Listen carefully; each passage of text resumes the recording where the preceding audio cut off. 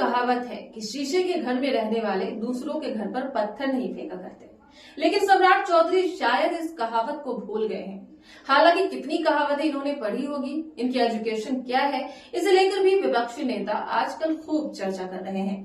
प्रशांत किशोर तो इस मुद्दे को बिहार में सबसे बड़ा बना रहे हैं कि भाई साहब ने कितनी कक्षा पास की है, 7वीं पास की है, 10वीं पास की है या ग्रेजुएट है।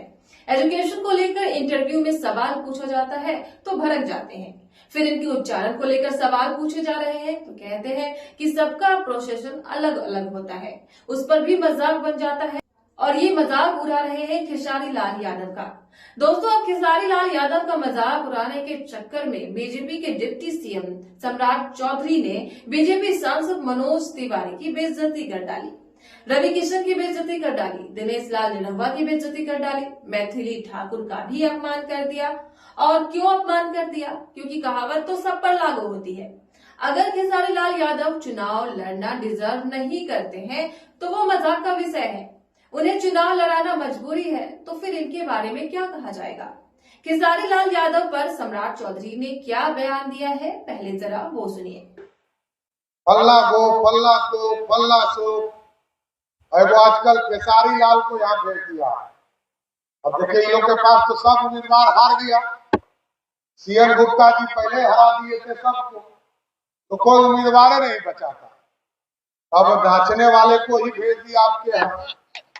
तो आप सोचिए, ये बहन हमारी छोटी कुमारी को वोट दीजिएगा तो बिहार में सुशासन होगा।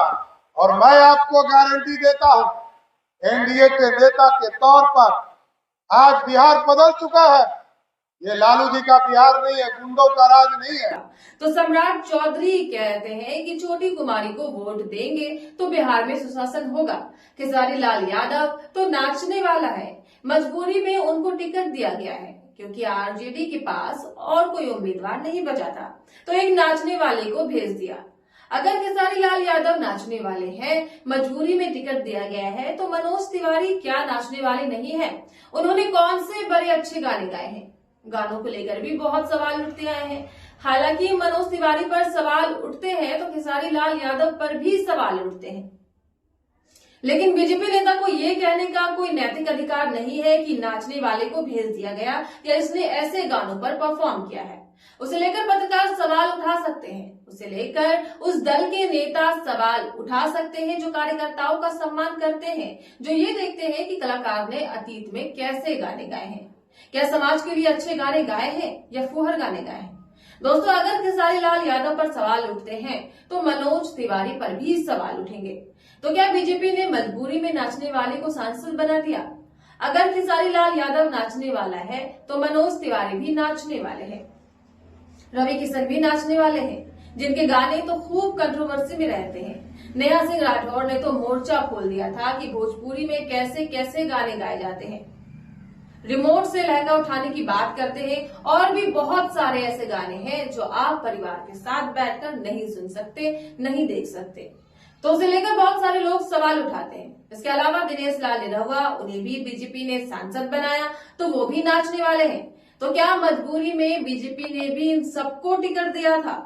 बिहार चुनाव में मैथिली ठाकुर को मैदान में उतारा है उम्मीदवार बनाकर। अब कल को कोई ये कहे कि देखिए गाने वाली को भेज दिया, तो क्या ये मैथिली ठाकुर का अपमान नहीं है? सरासर अपमान है। नाचना गाना एक प्रोफेशन है, कलाकारी है, तो कलाकार है तो कलाकारों को ऐसे बोलना चाहिए।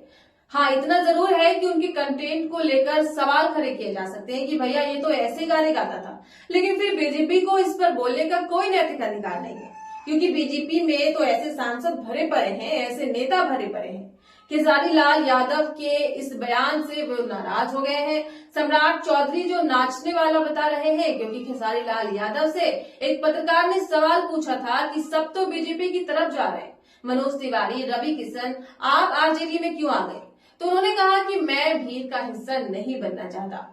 तो क्या इस बात से नाराज हो गए हैं सम्राट चौधरी, इसलिए ऐसा अपमान कर रहे हैं? जिस तरह खेसारी लाल यादव को नाचने वाला बताकर सम्राट चौधरी ने अपने उम्मीदवार को जिताने की अपील की है, तो आप सम्राट चौधरी के खेसारी लाल यादव पर ऐसे बयान को लेकर क्या सोचते हैं? कमेंट्स बॉक्स में अपनी राय जरूर दें और हमारे चैनल केएनई न्यूज को सब्सक्राइब करें। तब तक के लिए देखते रहे केएनई आपकी हर आवाज बनेगी देश की आवाज सच के साथ।